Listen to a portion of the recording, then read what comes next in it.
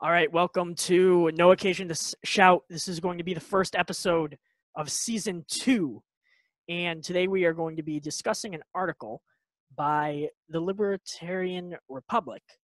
And let me just share my screen.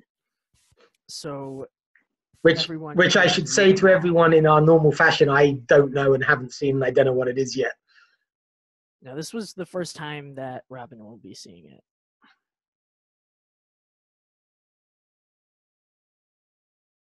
I think this is it. All right. Okay. This article doesn't have any comments on it, which is surprising to me. It's called 8 Frightening and Funny Libertarian Stereotypes. And I really thought, like, why doesn't this have anything? Is this not a very popular website? But then I saw the most read section, and then I realized, oh, it's just not clickbaity enough. Look at the most commented articles. Look at this. Baby found starved nearly to death by lazy parents. Girl lies about boy she snuck in the bedroom. Dad kills boy. Like, all the stuff that people comment on and view are about, like, crazy drama. Yeah, it's par for the course, isn't it? All right, but let's start with this article. I can't help thinking that you're going to get me into trouble with this. Get you into trouble how? Well, you're gonna. I mean, I see the Baby Libertarian. You're gonna get me to say something that's going to offend my friends. That's how I think you're gonna get me into trouble. We're going to. Libertarians love to laugh at themselves. Do they? I think it would be better if they laughed at themselves more. I think one of the reasons we do so badly is we take ourselves way too seriously. No, it's because on Facebook, nobody knows what's sarcasm and what isn't sarcasm. And then people are sarcastic, and then suddenly everybody thinks they hate each other. Because have you ever been with libertarians in person at conferences? Nobody ever fights, do they? No, they don't fight, but not with each. Well, no, actually, sometimes they get very into those. You know, how many libertarians can dance on the head of a pin? You know, who's the more anarchist, and the discussions get kind of so marginal. And what I mean is we take ourselves and our views way too seriously vis-a-vis the rest of the world. And okay, well, yeah, hopefully this will help us. This will help take us less seriously. Okay, I like the sound of that. Yeah. This is by R. Brownell. It has 69 views. And it was it's an old article. It's like 2.5 years old. 2015. Yeah, it's an old article. Okay. So let's see if these still things are even still true. So number 1 is the Baby Libertarian, Eric E., the adolescent anarcho-capitalist. So they're talking about people who just got into the Libertarian Party. And they say that this is the type of person who was a liberal when Bush was in office and a conservative when Obama was in office, because they focus on the things they don't like about the president. I'm laughing at the line, "Who are all these Australian dudes?" That's funny. And then hefty dose of Atlas Shrugged, InfoWars. They start calling themselves an anarcho-capitalist. And then they can be seen at Young Americans for Liberty conventions calling everyone a statist. So essentially they're saying that young or new libertarians tend to be anarcho-capitalists. I'm not sure they're saying that as much as this strain of anarcho-capitalist are more likely to be newbies to the philosophy, which isn't the same thing. Yes, calling everyone a statist, that's definitely true.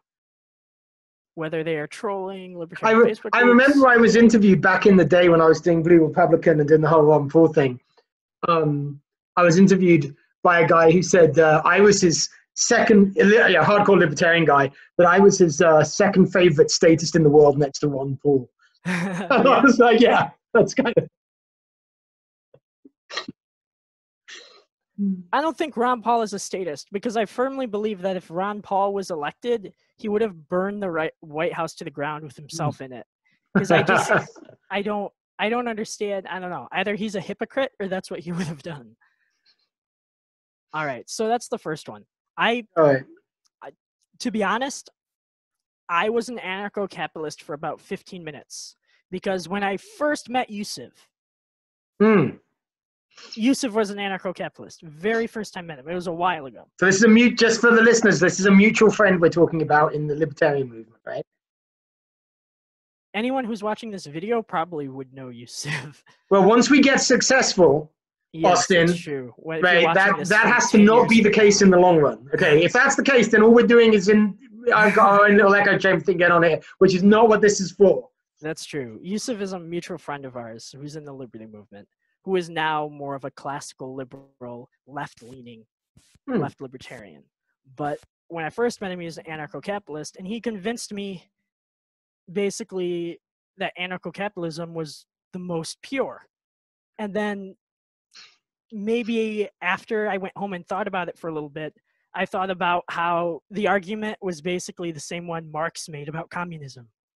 It's like it's the most pure, or that makes most sense. But I do bristle at the I mean, I completely get it, but people say, well, once you move in the liberty direction, running the logic as far as it goes forces you to the anarcho-capitalist view, which is, I think, what you're getting at there.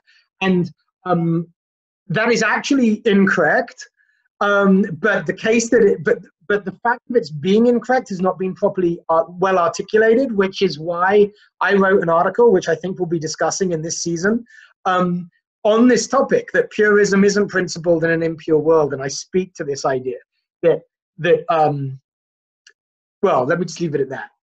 We'll leave it for another show. But if you're an anarcho-capitalist, feel free to comment why you are an anarcho-capitalist. And maybe when we talk about the video, we'll discuss your comment. So let's go to the second type. Talk about the video? What do you mean? Talk about the article? We'll talk about if they comment why they're an anarcho-capitalist. If we get any comments about anarcho-capitalism, we'll discuss it when we... Oh, sure, yeah, okay. Yeah. In danger of this becoming too libertarian-y, but yes, okay. Yeah. Stereotype 2, the big L libertarian. Also known as the dude that calls everyone not part of the Libertarian Party a sellout guy. The few, the proud, the Libertarian Party, this person can be seen running around gathering signatures for ballet access and telling everyone they can find about the two-party system, silencing the voice of the people. Okay, so I understand this one a little bit, even though I'm not a fan of politics anymore, because politics has turned into identity wars, basically. So I just don't even want to mention political views anymore. I don't think they're relevant. But I understand, I know people like this, and they say that libertarians are unfairly represented in the system. So they need to be fairly represented. And I don't know, are you into voting for third-party candidates and getting libertarians in office? Yeah, sure. I mean, I I've kind of written about this in my book a bit. The argument from principle, so it is. It's more of a purist argument. In the ideal world, we wouldn't have a majoritarian democracy. Therefore, I'm not going to participate in it because it's immoral to do so, and it inherently moves us. It's an inherent concession. And again, I think, speaking to the article that I wrote on Fee recently about principle versus purism, you've got to work with what you've got, and if you move the ball down the field, there's justification in moving the ball down the field as long as you're going in the right direction. And I do think it can be the case, not in every case, but certainly in principle, it can be the case that participation in the political process can advance liberty. And I would certainly say a classic example of it, we've mentioned Ron Paul. Politics is with us. It can be used as a platform. I know so many people who came to liberty, some flavor of libertarianism, because of of Ron Paul and the platform he had, not even as a libertarian, but as a Republican. So he used politics in that way. And I that can be done in certain circumstances. And certainly, if I'm going to be voting anyway, and I don't not vote on principle, so sometimes I am voting anyway, it has been the case on more than one occasion that a libertarian candidate has obviously been my preference over any of the other options, and I have voted. When I do vote, I do not vote a straight libertarian ticket. No, sure. I usually vote based on the person, and I will vote on the most fair, reasonable, and open-minded person, which probably about 70% of the time, at least the last time I voted, was in a local election. And you have to do a lot of research. It takes time. It took me like 4 hours of looking people up, because I don't want to go and have what happened to me in 2012, where I'm like, I don't know any of these people, so just eeny, meeny, miny, mo, or vote a straight ticket. That's what happened to me. Yeah, I would never do that. Often when I have a ballot, like a state ballot, I leave a lot of it blank. Because I just went to vote for Gary Johnson and then he wasn't on the ballot in Michigan, and I'm like, what? And then I didn't know what to do, and I didn't want to leave things blank. But anyway, I usually vote for the most fair person, because I don't want somebody who is unwilling to compromise on their values whatsoever. It's just they're a stone wall. They're like, no, this is what it is. This is my principle. Like, if you're presented with new information that challenges your point of view, I like people that are more like, I like Mitt Romney a lot, actually, and Obama on this part. Really? Really? I mean, the standard for politicians since starting at 2016 has dropped a lot, to be fair, but I liked that Mitt Romney and Obama would flip-flop on stances, in the sense, not like McCain, but in the sense of they would explain why they changed their position. They said, I was presented with facts, and it changed. Like, that's Trump always good. And McCain and Hillary kind of just flip-flop randomly without explanation. But I liked Mitt Romney for that. And by the way, Mitt Romney did not endorse Trump, I believe. I believe when they asked him for his endorsement, he said, vote for your conscience. Which people took as, okay, he's saying vote for Trump, but I don't think that's what he meant. If he meant vote for Trump, he would have said vote for Trump. All right, so, but see what happens. See the conversations we get into when we talk about the big L libertarian. It's all controversial. I liked the meme, by the way, on the former page. Oh yeah, this page. You didn't vote Bob Barr. If you did, we could have won. That was funny. Anyway, no, this is it. This is kind of delineating the different flavors of libertarian. That's cool. Yeah, so far, the anarcho-capitalists, the LPers, and the libertarians who vote Republican. Absolutely, these are three recognizable types. Stereotype 3, the deny econ. So just because I walk and talk like a Republican doesn't mean I am one. Libertarians who live in the real world vote Republican. All right, so this is basically the same thing as Democrats that vote Democrat but call themselves a libertarian. Not many of them about. No, more. Well, you started Blue Republican. Yeah. Or I did. So this is kind of your Well, yeah, but the interesting thing about Blue Republican, which actually speaks exactly to this page, you're quite right, is if you were of the left and had pro-civil rights, pro-peace leanings, your move in 2011-12 was to become a Republican for Ron Paul.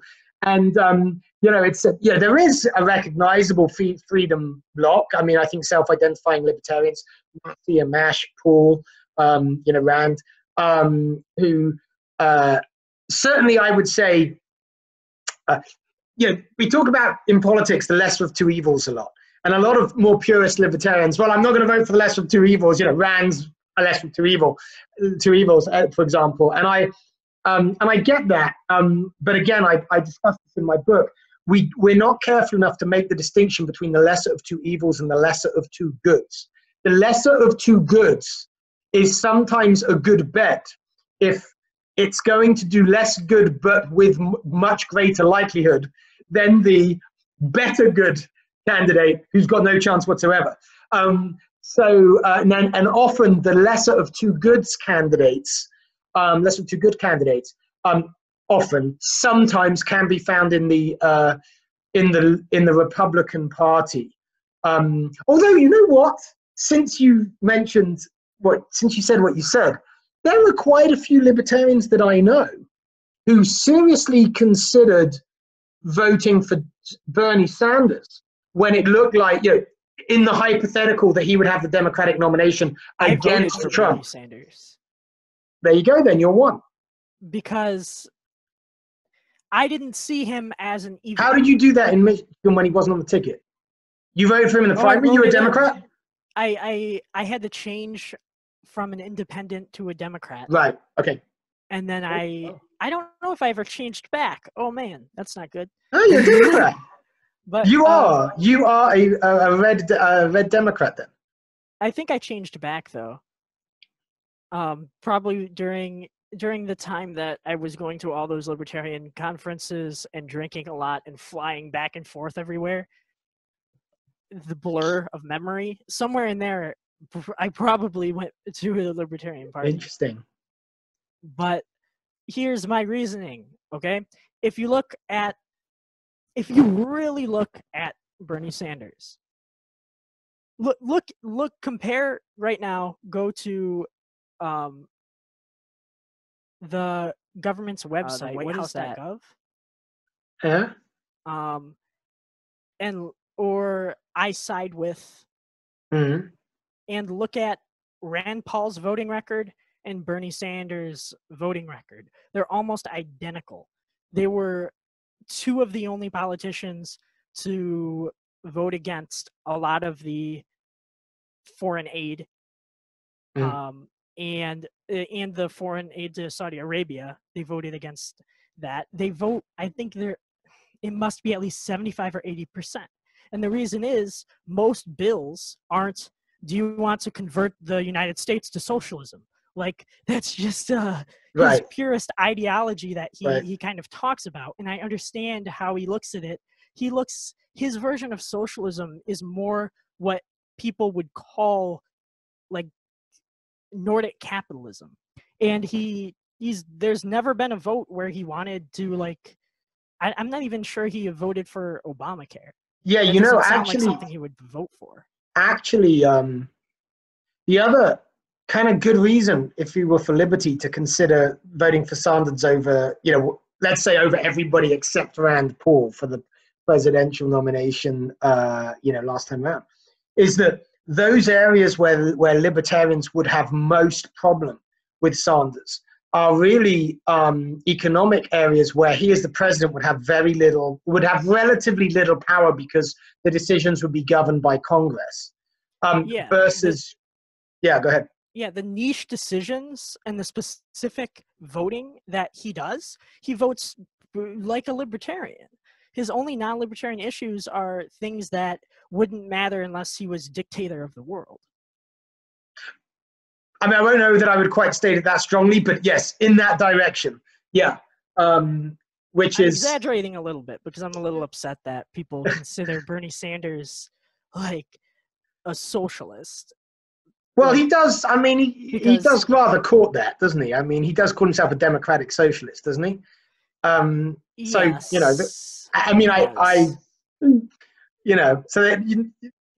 Don't be upset that people believe he is what he says he is. Yes, I don't think he really even. Everyone's definition of socialism is not the same, and the way he describes democratic socialism is more in a way that he was influenced by the word capitalism being evil, and he thinks the word capitalism is evil. just like the same way that people think the word socialism is evil. Like if you actually look at the economics of it, if you get an economics degree and you look at all of the policies, not a good idea. Sorry, or read Foundation for an Economic Education, which is great, by the way. That's a much better idea. For economics, you'll see that the words socialism and capitalism are both just like, what's it called? What are those words called when they have like almost no meaning?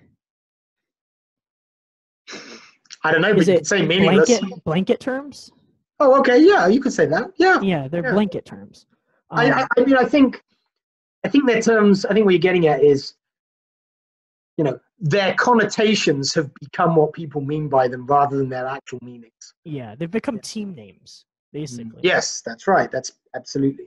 Because I've looked extensively at Bernie Sanders' voting records, and he might just be somebody who's lying about being a democratic socialist and arguing for democratic socialism to get votes, because I don't see that in his voting record. Actions speak louder than words, and his voting record is fiscal conservatism in regards to spending. Not quite as much as Ron Paul. Ron Paul just said no to anything. Like if someone's dying in the street and they need medicine, he's just like, nope. So now you're telling me something I didn't know. Now I'm going to have to look that up. You're saying that Bernie Sanders is a fiscal conservative. That is surprising. I haven't looked at his voting record that closely, but that surprises me. You might find some support in things like aid to the poor, but if you look at like most things, like there's going to be somewhat of a bias towards Republicans for military spending, sure, and somewhat for Democrats for welfare and warfare. Welfare and warfare, good way to say it. But aside from the welfare and warfare aspects,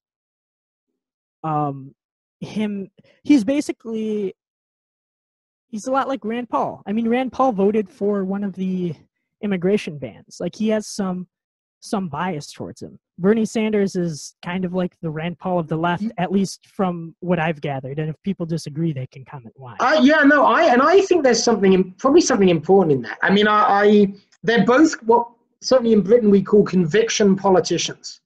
And I have always been very well disposed towards conviction politicians. In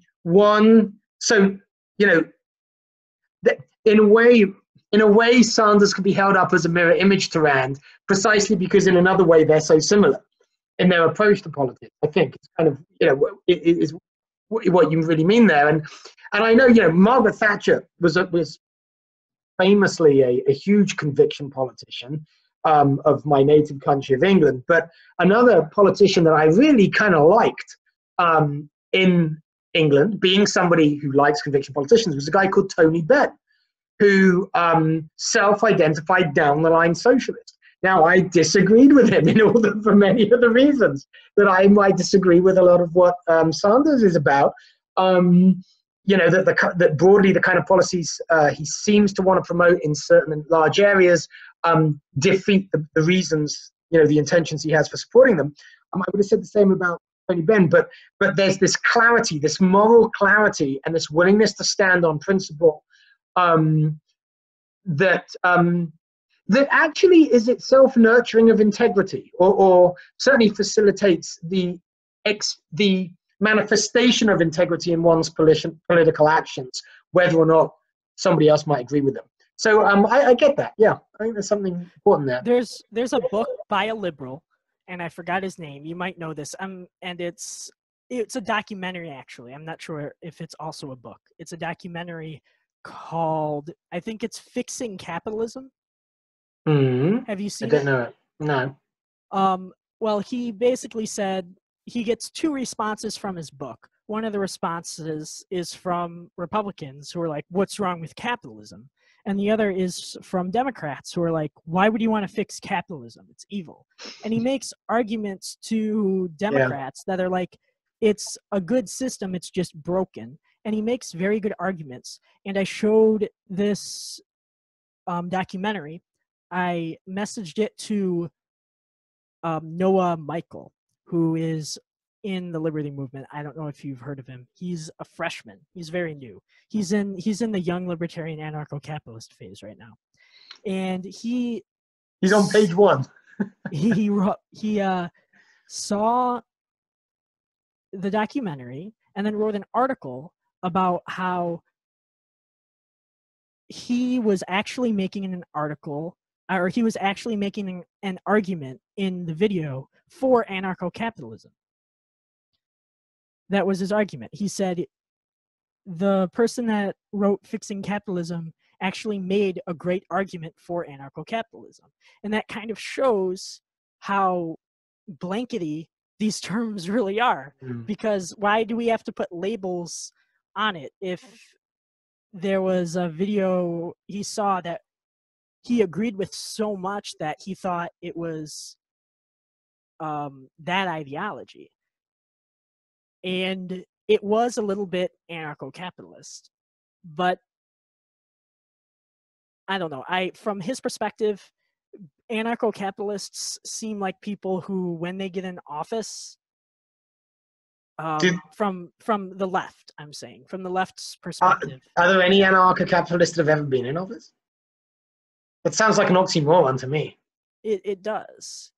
I think what you're about to say is fantasy. But what they would do is end all the school systems, end all the mail, end all the sewer systems, just everything. Libraries. And they would be the worst president ever. Like, there would literally be chaos. And then this leads us to our stereotype 4, the open sociopath. They would just say, yes, let's just get rid of everything. Capitalism will fix it. There'll be a market that replaces it. But it's like, you can replace the market first and then end the program.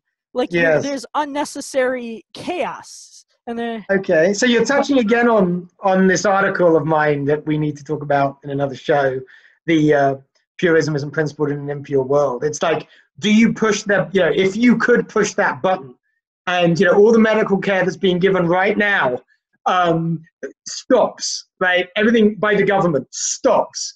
And so welfare, everybody who relies on welfare right now, it stops tomorrow, and you have massive transition effects. Do you push that button?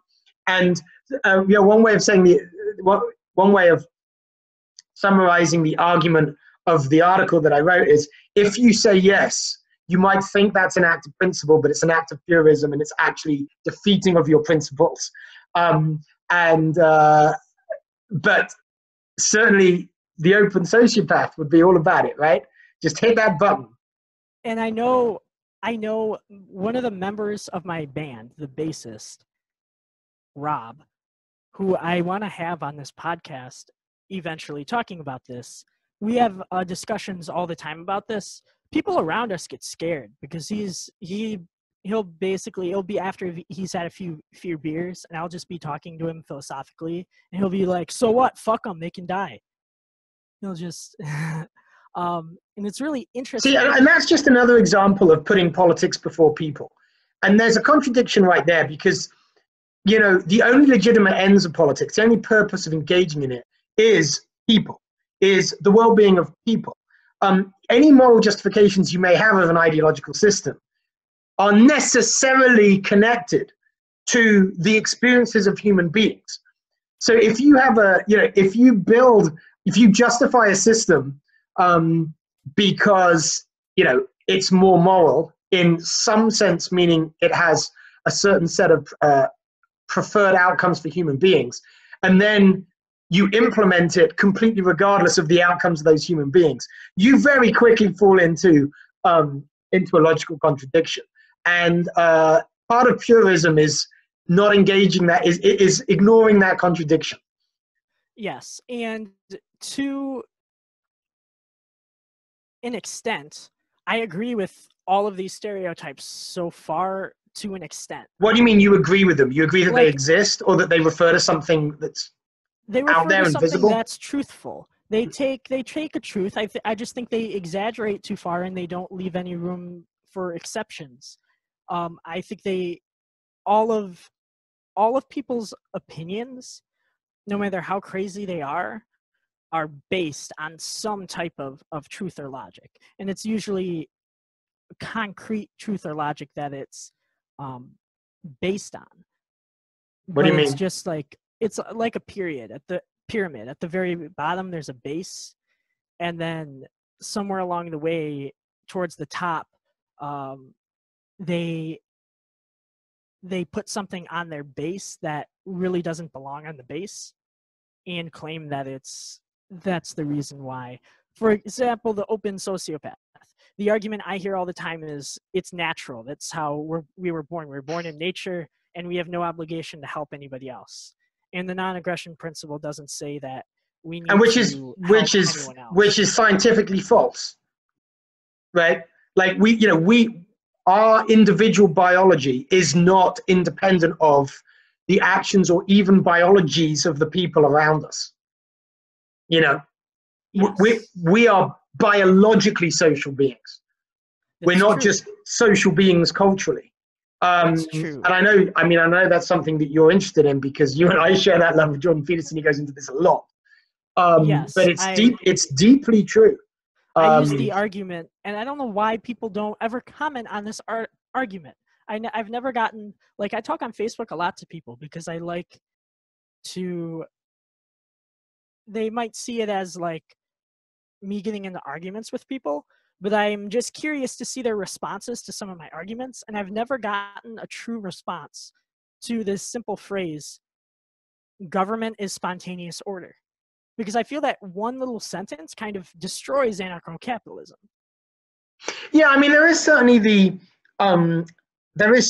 question that you can ask those who are, anarchists, anarcho-capitalists, which is, what makes you think that the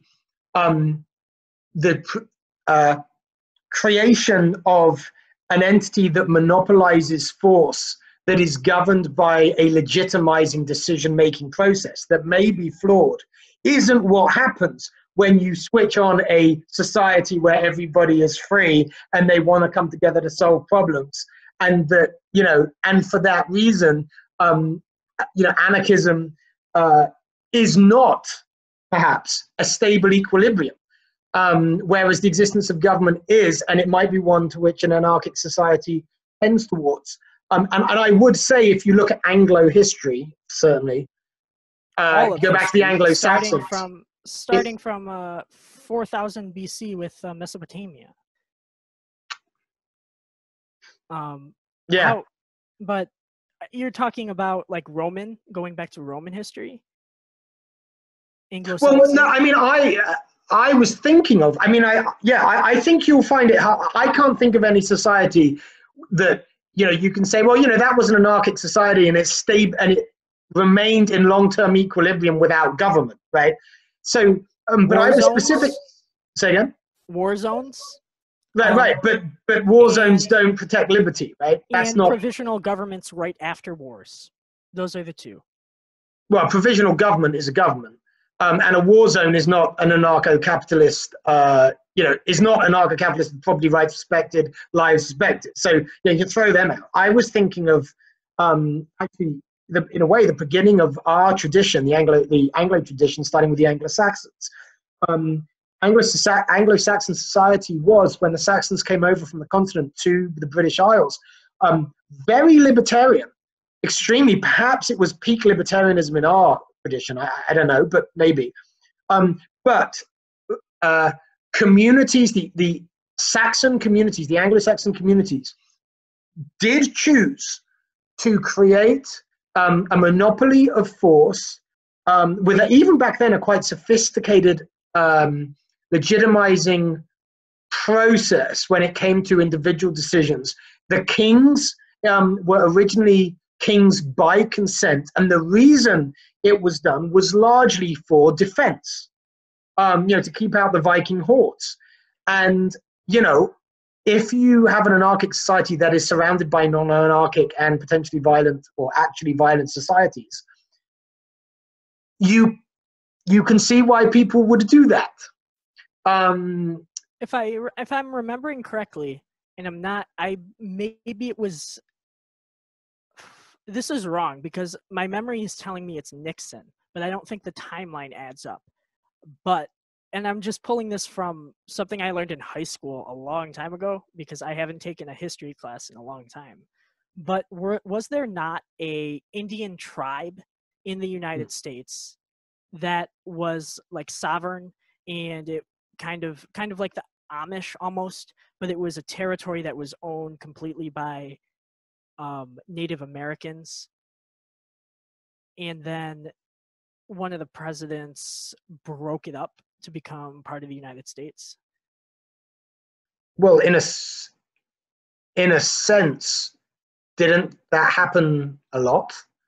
I mean, wasn't a lot of the United States acquired from under the feet of native tribes? And then, of course, you get to the point about what does it mean for them to have owned or had property in the land that was taken from them to establish our United States. They had a different idea of property, right? Yes, Which, by the way, has been the basis of the basis of the worst abuses in the British Empire. Was the fact that the Indians didn't have a system of property like the English did. The Irish didn't have a system of property like the English did. And so that kind of, actually within a very libertarian paradigm, completely justified a lot of what was done to economically disenfranchise the Irish and the Indians when the British went in with their rather sophisticated system of private property, right? So that's a big issue. Yes.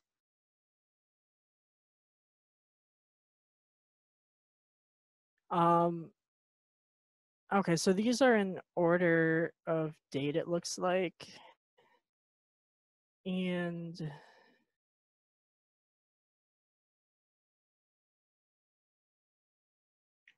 reservation land. I'm thinking of a specific decision that there was a large group of Native Americans on a reservation that Congress has the power to place the Indians under state law if it chooses and ban. Okay. So I think it was this one right here. Which was the case, and it held that Congress had the power to place the Indians under state law if it chooses. So apparently, yeah, there was many reservation lands. I was just thinking of one in particular that we were talking about because it seemed like really unfair. They were kind of just like very peaceful and not bothering anyone. Well, there's massive unfairness being perpetrated against a peaceful society, in as much as that society, yes, through its representatives, made treaties directly with the federal government of the United States that are being arguably violated. Yes, a lot of it was during the Puritans, though, right? Before the United States was even the United States. Well, I'm thinking of treaties up in one in particular, I can't remember the name of it, up in Minnesota, and it's early 19th century. So no. Okay, yeah, So that's. But I'm sure you're right too. Doubt at that point. Yeah, I tend to give the 16th, 17th, 18th centuries a little bit of the benefit of the doubt during that time in regards to judging them, because. But really, after the Enlightenment, in the 18th century, with Benjamin Franklin and Thomas Jefferson, after the Enlightenment, it's hard to excuse any of the actions done based on ignorance. I mean, excusing is one thing, but explaining is another. I mean, here you have hard to explain. Well, I don't know. I think, as I said, a lot of the evils done in the British Empire against Indians and Irish people when did the British Empire end? Say again? when did the British Empire end, though? Well, 1776? No, That's 20th century, mid-20th century, 1950s, 60s. Really? Hmm. So It was getting going back in the... I mean, it started getting going, you know, really at the end, at the beginning, at the end of the... Well, it started getting going in the 17th century. So when America had its 1776, yeah. in 1776, that was just... That was the end of phase one. Really? See... And wow. then the Brits I went... need to study history. I do not know much about American history. Well, I know a little bit about American history because, obviously, I know about our revolution in 1776. I did not know the British continued to expand their empire even after... Oh, the heyday of the British Empire was under Queen Victoria, end of the 19th century, late 1800s. That was the heyday. And that was when the monarch, the British monarch, officially was titled Empress. Wow. Yeah, Queen Victoria took that title. So I'm assuming this is because the opium trades continued in India and Asia? Not because, I mean, I wouldn't say that was causal as much as symptomatic. But it's how they kept power. Oh, no, it's much... You're talking about a quarter of the world. So there's no simple, they kept power by, you know, X. It wasn't like that. It's a fascinating and very important bit of world history. That's impressive that the British, like, good. I don't want to, like, celebrate you guys, but, like, it's impressive that late into history, they were still able to maintain that much of a monopoly. I'll tell you what was impressive. There's a lot of things, a lot of evil that was done by the empire. But one of the things that's most impressive is how and why it was given up, stroke lost. That's the thing that astonishes me. 1930 is when it ended, officially, apparently. Says who? How does that get calculated? 1920, it says there. Oh, 1920. I'm sorry. I don't have my glasses on because my glasses is that supposed to be? A little bit. I can't see the title for that table because, you know what? Let me move. Here, let me zoom in a little bit. Empires at their greatest extent. 1920, its greatest extent. It says that sounds right. Oh, okay. Yeah, so it grew from the late 17th century right up until 1920. That's right, and then, and I was going to say, wow. Why doesn't everyone hate Britain? Because I'll tell you exactly why. Well, there's many reasons. We should do a show on that. There's many reasons. That's because nobody likes the Mongolians. We hate Russia, but that's more because. Well, let me. You know what? Let me answer that question using the exact words of an Indian man that I met when I was in India. I was in my early 20s, and I was in India for a month, and I visited Delhi, Calcutta, Madras, and Agra, where the Taj Mahal is. And one of my earliest stops was in Calcutta, and some Indian person that I didn't know came up to me in the street, seeing I was white, and asked me where I was from. And I said, England. And this person said, thank you, thank you, thank you, and ran away. And I thought this was weird because all I knew was that we were the evil imperialists that went and took their country. So as I continued on my trip around India, I got to the Taj Mahal and I was speaking to an educated guide. And I said to the guide, and I was young and naive, and I don't want to read too much into this, but I said to the guide, look, I've never been here before. I'm from, the colonialist country, the imperialist country. I understood that you were essentially victimized by my ancestors. And yet this person came up to me in the street in Calcutta and said, thank you, thank you, thank you, when they found out that I was British. And as I went to various places in Calcutta, I've been treated extremely well. I've been treated almost with gratitude in various ways. And people seem to be happy when I say something in India reminds me of Britain. Now, am I just being flattered to make me feel good? and being laughed at behind my back, or what's going on here? And this guide said to me, I never forgot it because it was shocking to me at the time. It is true that the British exploited the Indians when they were here, but they exploited us according to known rules, and they exploited us with a system of justice that was applied, most of us think now, more or less fairly and reasonably for its time. Now, he said, Indians exploit each other, and there is no justice. Now, that's not my commentary about India. That's my reporting what he said, and that was 20 years ago, right? So things have changed in India a lot. But that was very shocking to me. One of the reasons that I think people don't hate Britain is the reason we lost that empire is it was largely given up voluntarily by the standards of the ending of empires, right? I mean, obviously massive pressure was put by various movements, but the Brits didn't have the stomach for massive violence over the long term. And we lost it because we bankrupted ourselves fighting the Nazis. The British stood alone against Nazi Germany. Now, here's a piece of very basic history that nobody knows. There was no war in 1940.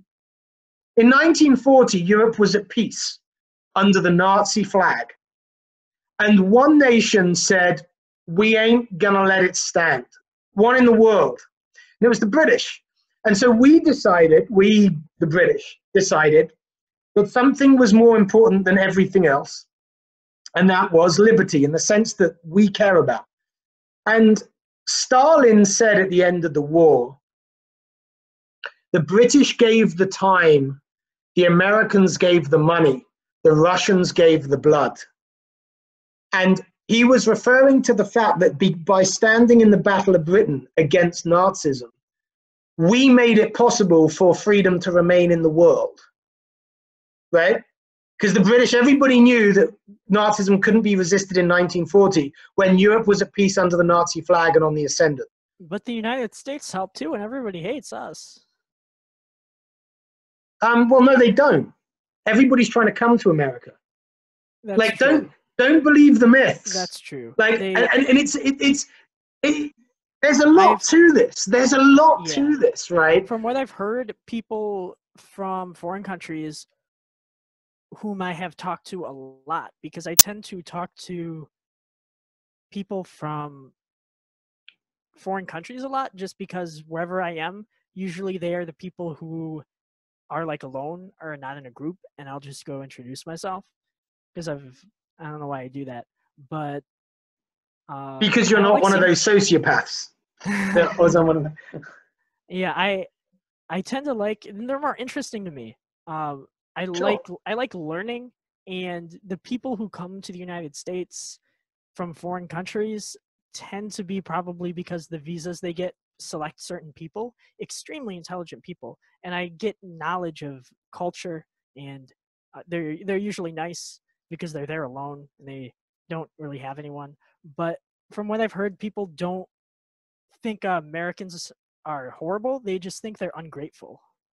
Mm. No, absolutely. And, and I've done quite a bit of teaching in Central and Eastern Europe. And, it still matters there what America stands for. There's still a great appreciation of Reagan and Thatcher standing up, to in the Cold War, to the Soviets, etc., etc. Most people have a very narrow window when they look at American history or British history or any history, right? The bit that they look at tends to be ideologically motivated. And, other people in other parts of the world with other reasons to look at other bits of other nations' history have very different views, and sometimes much broader and maybe even more widely defensible views. So this is a huge topic, actually. We've got so off where you started with this show. I don't know, people are going to be, you do realize that you're scrolling your screen, which means everybody's going to get travel sickness looking at random stuff when we when we present the show. You realize that, Austin, right? Nobody Yes, can read what you're they're doing. learning great information. So Except they're not, because nobody can read it and listen to us at the same time. Okay, so basically all I read was that the British Empire was huge, man. Like it's Well, so the idiom was amazing how large it really was by max land area. What was Alexander the Great's empire? Would that have been the Macedonian Empire? Is Alexander the Great Macedonian? I believe so. Because by population, you would think the Macedonian Empire was a lot, considering the amount of people that actually lived. There were many fewer people in the world back then. Yes. So by population, But you've got the right one, Alexander the Great. Yeah, Macedonia. The Macedonian Empire was based on what I know. But I do remember a post on Reddit about Cyrus the Great versus Alexander the Great. And apparently the Guinness World Record says that the Achaemenid, it's Greek, it looks like. The alphabet, anyway. Because of the AE. You're out of my sphere of knowledge now. Oh.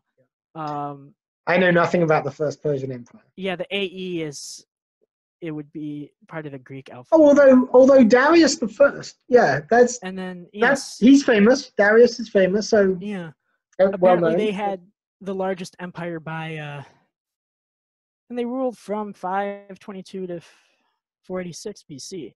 I remember learning about all of these at one point, but it's just that's interesting because in Britain they don't even teach the British Empire. I can see that. But I wanted to just say there was you talk about the extent of the British Empire.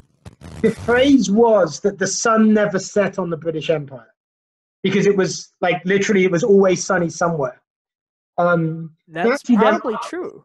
That must be true.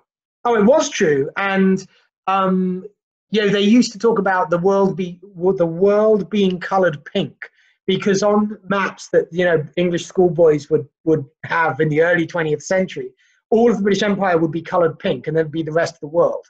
And I do remember seeing those maps, even though we weren't formally taught the British Empire. And but it's actually, I believe, it's technically true that although the sun still never sets on the British Empire if you regard all of the British overseas territories as they're little islands here and there and bases here and there, as if you call that the British Empire. And there's a load of them, right? Like something like a fifth of all the U.S. military bases too, probably. Well, yes, the sun never sets on the American Empire. Ouch. Let's move on to the next one. Stereotype 5, Jeffrey Tucker.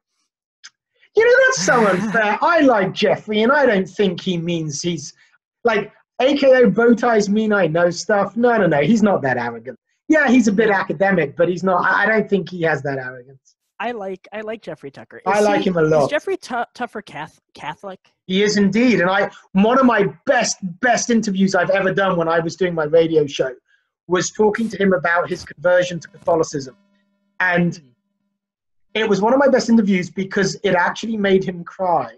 Really? And it was a very, very deep, personally deep engagement with him, and I was delighted. I was so privileged that he shared himself, shared that part of himself. Is C.S. Lewis and St. Thomas Aquinas, did they come up as influences? He's well read. Okay. Yes. Because he's. But I can't remember what he said exactly on that. Interview. Is he a paleo libertarian or is? Oh, why don't you ask him? I'm not going to speak for him. All right. He seems. Let me say this. He seems a little bit left leaning to me, which is surprising. I know that. Well, he has and I won't talk about his things that are personal to him. I'll let him do that. But he has personal reasons for being particularly concerned with right-wing collectivism, which is what he wrote his book about, right? The danger of the political right. So yeah, that's what Jordan Peterson is afraid of. That may be what you're reading there. Jordan Peterson was actually, someone tweeted him about being a fascist, and his response in a tweet was, "You call me a fascist, but look at my following. My following is moderates and right-leaning libertarians who otherwise would have been fascists if they had not listened to me." Which I thought was interesting. I would be surprised that he would say something that strident, because I think he would have cast such aspersions on so many people in one. I wouldn't think he would either, but it's one of those things where he understands, based on what Trump has said and hasn't said, that people are going to read things the way they want to read them. And it was a very direct response to somebody who was very anti-religion, because I think he really understands the anti-religion narrative, but he talks about it with Sam Harris. But he says he basically says that all religious values, no matter what book you read, have strong bases in evolutionary psychology, probably because they knew a lot about behavior before they knew a lot about science, and that you can't throw away the bathtub with the bathwater. That's what he says to Sam Harris. And those are probably the only two times I've ever heard him criticize religion, kind of. Other than that, he appeals to a conservative audience. And I think he does that because he fears, like, Jeffrey Tucker. I would just say, I know what you mean by that, but I think, in as much as it's true because of what conservatism is right now, or what is associated with conservatism right now. A self-identified conservative audience a decade from now might be a different thing, as might be a self-identified liberal audience. And I think we might see, big L liberalism becoming much more classically liberal over the next half generation, in which case a decade or so from now we'll be saying he appeals to a liberal audience, and we might well be right. For every action, there's an equal and opposite reaction, they say, or at least in physics it happens. And if you Isaac Newton said. Newton. And if you want to take that to take it with a grain of salt in terms of an analogy for humans, slavery did happen, and you can understand why you can understand why there are people who are genuinely white hating and do not but like, I don't know, I see it rests on an error. I mean, in as much as the only, it's banal to say it, but it's worth saying it since you mentioned it. White people with this amount of melanin in their skin aren't the only ones that enslave large numbers of people by any means. Yes, I'm a significant amount of Irish, I believe. And the Irish, from what I know from my family history, were treated terribly. I think they were. That's the reason why on my mom's mom, my grandma on my mom's side, I'm pretty sure they probably left Ireland, if you go far back enough, because they were Catholic and they were slaughtering Irish Catholics. There wasn't a lot of slaughtering of Catholics as much as really bad policy, which caused most Irish people to starve. Okay, so yeah, there weren't really crusades against Irish Catholics. There was just really, really badly ideologically driven in many ways. So kind of like Mao in China, or to a lesser extent. This is another show. It's that you're touching on such big things here. Yeah. So, but let's just, we could leave it with here and do another show on this. You could say, you probably should say, that Ireland was the first colony of the British Empire. Hmm. So Since we were yes, they're basically talking about Jeffrey Tucker, who, by the way, doesn't he look a lot like that? Do you know that one guy, fashion designer? He's a very popular fashion designer. I don't know. You're out of my realm with fashion Oh design. man, I think his name is Tim Gunn. Oh yes, yeah, okay, I know who you mean on that show. Yeah. I can place him. Yeah, doesn't Jeffrey Tucker look a lot like Tim Gunn? I said this in a Facebook post before. Now you mention it, I can see it. Yeah, I can see some of that. Okay, so that's probably the closest to what I am, aside from the bow tie wearing, the academic. Well, then we need to get you a bow tie, Austin. I know Yusuf wears a bow tie. Yes. And who's another? I have another libertarian friend that wears a bow tie, but I can't remember who it is. But I do know I know two libertarians that wear bow ties. I need a larger academic group, apparently, or more academics need to embrace their stereotype. The Confederate, aka the South will rise again. Mm. I don't know any libertarians like this. Yeah, I guess I don't either, but then up in Seattle, there aren't going to be many kicking about. If this does occur, it is because their identity is rooted in Southern pride and the Confederacy, and they want to be able to preserve and defend their identity. That's right. And just ignore the one part of the identity that they don't like. But I don't know, I don't think you have to ignore what's bad, or the negative things that attach to an identity to have a sentimental attachment to it. I mean, there I was just now talking about the British Empire, and I'd be the first to admit that some atrocities were done by the empire and in its name. But that doesn't make me any less. Go ahead. There's what you just said reminded me of a joke by Jeremy McClellan. Do you know him? No. He's a comedian. He was at ISFLC. Was the first time you saw him. Yes, I did. I saw that then. I think so.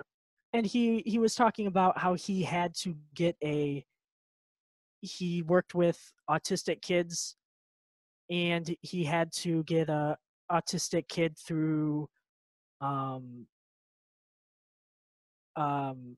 security to go on a plane because he was flying and it was his first time flying. Mm-hmm. And he was telling the kid, like, okay, so this isn't going to seem fair, and he was Middle Eastern, but because you're Middle Eastern and you're on the autistic spectrum, you might seem suspicious. So because of these bad things that happened in 9/11, and he says when they got to, he coached him all the way through it, and they were fine up until the point that they got to security. And the kid went up to a security officer and said, just so you know, I'm not a terrorist. I may seem like a terrorist because I'm Middle Eastern and I have autism, but I am in fact not. And I think what bin Laden did to the United States was very wrong. And Jeremy McClellan talks about how maybe he should have went a little stronger than really wrong. Maybe he should have said, like, that's like when you get a math problem wrong, it was really wrong, but maybe go a little bit stronger than that. Or he said it was kind of like saying slavery is rude. That's kind of how I felt when you said, I will admit that the British did commit some atrocities. I will happily admit, and they did, and I think that's fair. Yeah, that is fair to say. that is a fair thing to say. I think, man, Confederate people who say the South will rise again, those, I feel like they're just, if you say anything bad about the South, they just get really defensive. They go into a different state of mind. Like if anyone loves something and you say anything bad about it, they'll just be unrealistically defensive. That's kind of just how people are. Like, service unavailable. Let's see the next.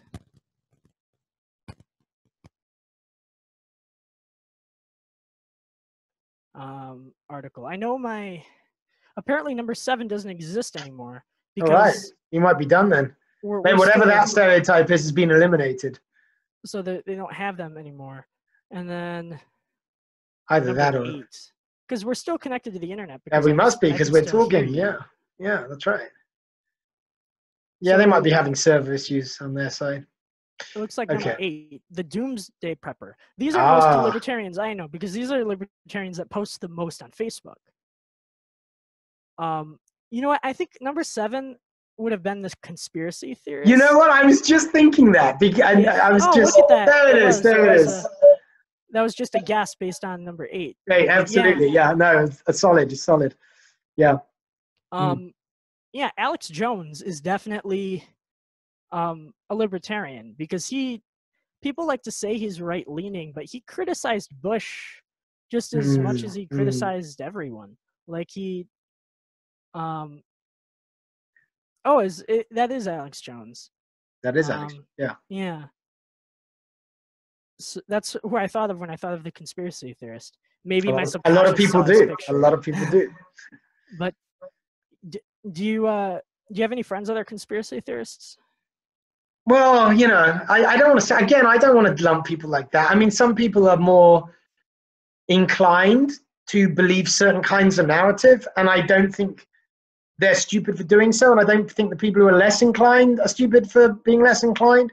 I mean, my feeling is that, the larger the implications of the claim that you're making, the stronger the evidence that you need to support it. Like, that's a good rule of thumb. Yes, that's generally my inclination also. But, on the other hand, I talk about this a little bit about this in my book too, that a lot of what matters in the world come out of decisions made by a small number of people in a room where you're not invited. And that's not because of, conspiracy. That's just because, well, obviously, because that's how people make decisions. And when people have power, there are a few of them, and they make decisions in rooms with doors closed, and we don't see most of the dynamics for most of the decisions that are really important in the world. And I, so that I'm open to how little I know about so many things. I think conspiracy theorists are needed in society. People like that because one, every conspiracy theorist I've ever known is not a dangerous person. They're very queer, I would say. They're very strange in their interests. They have very niche interests. Hold on a second. I'm not sure that's fair. I know what you mean. The ones who are strange are the ones who are easiest to identify as conspiracy theorists. Sure. But there are many people who know about secret histories, hidden histories, the hidden dynamics of things they're interested in, that know they are not as they seem. But those people not behaving in a certain way don't get the label, even though they may believe in a lot of the same things and may well be right to believe in those things. So, it's too easy. Yes, but I like my conspiracy theorist friends, and I love hanging out with them. I think they're hilarious people. They were one of my favorite types of people. Alex Jones, I have to take with a grain of salt just because the things he says that are like kind of true, he says them in a way that makes them seem like they are a lot more. He exaggerates. And I watched an episode of the Joe Rogan Experience with Alex Jones in it when he was there, and I listened to everything he had to say. And I was actually shocked that he wasn't being completely unreasonable. Like, because you would think that if no matter what context it's in, if you have a quote like Hillary Clinton sexually assaults children and the government has a secret pedophilia ring, like no matter what context that's in, it kind of seems crazy. But if you actually listen to his entire rhetoric about it, you know, he's not that's actually saying that. It's really complicated how he thinks, but he's not as crazy as I thought he was. yeah. Well, I try and not draw too many conclusions about the nature of people from certain things that they present to the world. So I don't really know anything about him, but it's funny that you use that example because you remember when Ben Swan did the whole Pizzagate thing? Yes. I remember watching that and being like, and actually, that evening doing a bunch of research, and it was it's probably the only kind of quote conspiracy unquote that I've really looked into in the last couple of years, and I still don't know what to make of it, but there was enough there to make me feel physically sick, and I don't know. I don't know, and it's so appalling. I think it's somewhere in the middle. Even with the 9/11 conspiracy theories, I genuinely think that, I mean, for the interest of national security, there's information being withheld. Likely the same thing, because Pearl Harbor, all the documents came out about that. Like, nobody really pays attention to it now, and that's why it took so long to release those documents. But if you read, and there's also a book, I think War is a Racket, where it's talked about what happened in Pearl Harbor, and it was basically it wasn't completely ill intent. It was major negligence on the government's part and bad decision making. And I think what's likely about 9/11 and the reason why there's so much illogical things going on is probably because the government screwed up like hugely, and they were negligent, and they made illogical decisions, and the government would probably rather think that it was orchestrated than to admit that it was their fault because they messed up. So the government would rather think it's orchestrated. They do. They thought it was orchestrated by bin Laden. Well, you're saying no, I would say, like, if I was a politician in power that was obsessed with power, because I assume most politicians are a little bit towards the power end, I would probably rather people think that most politicians are a little bit towards the power end. That's quotable. Because why I make that deduction based on the fact, who would want to be in a position of power? Right. Like, I'm very political. I do not want to be put in power. Right. Like, I've read a lot about psychology, and I'm 100% certain that if I was put in power, I would make bad decisions because I would have to go through a lot of training to learn not to go power crazy. Because how can you not? If you gave me a $4 billion budget to do something, how can I not take $10,000 out for myself?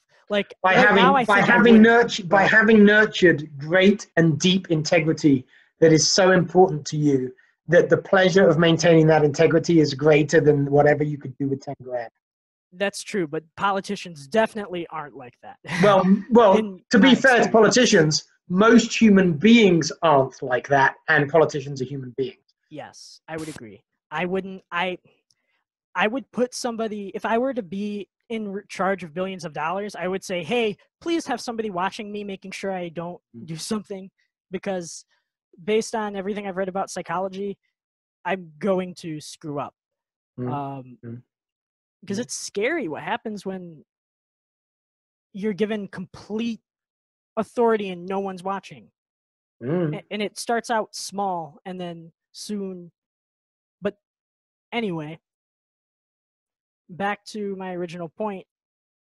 the government would those types of people would probably want Americans thinking that the government itself orchestrated 9/11. Then they would like to admit that it was their own fault that it happened and they screwed up. Out of those two options, which do you think would be there?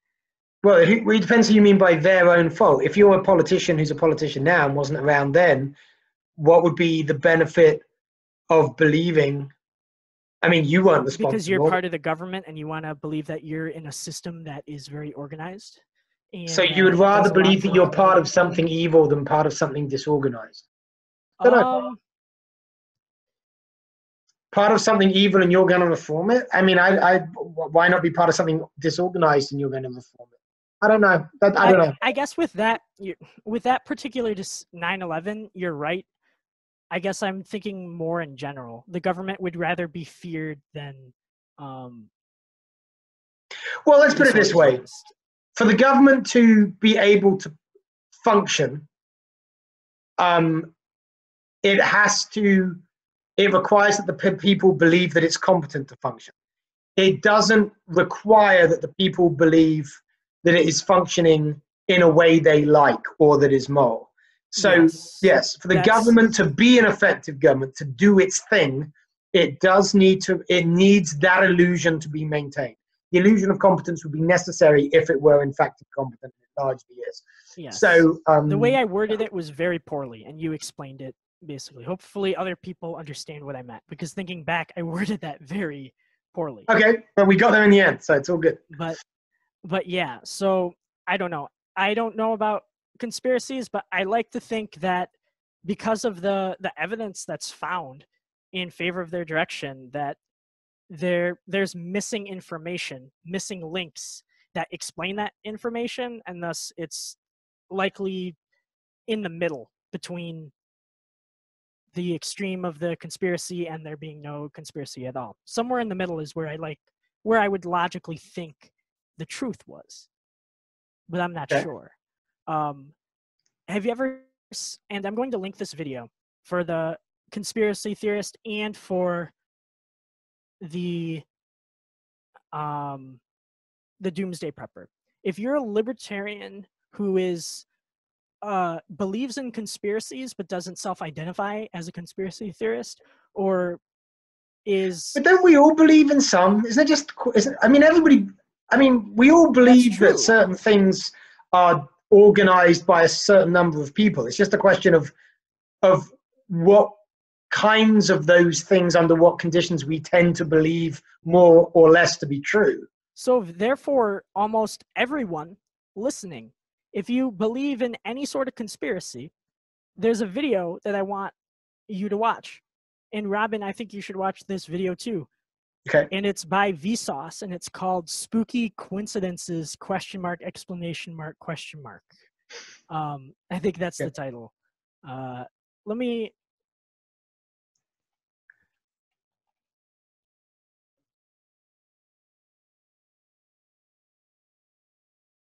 Okay, so it's just Spooky Coincidences, ?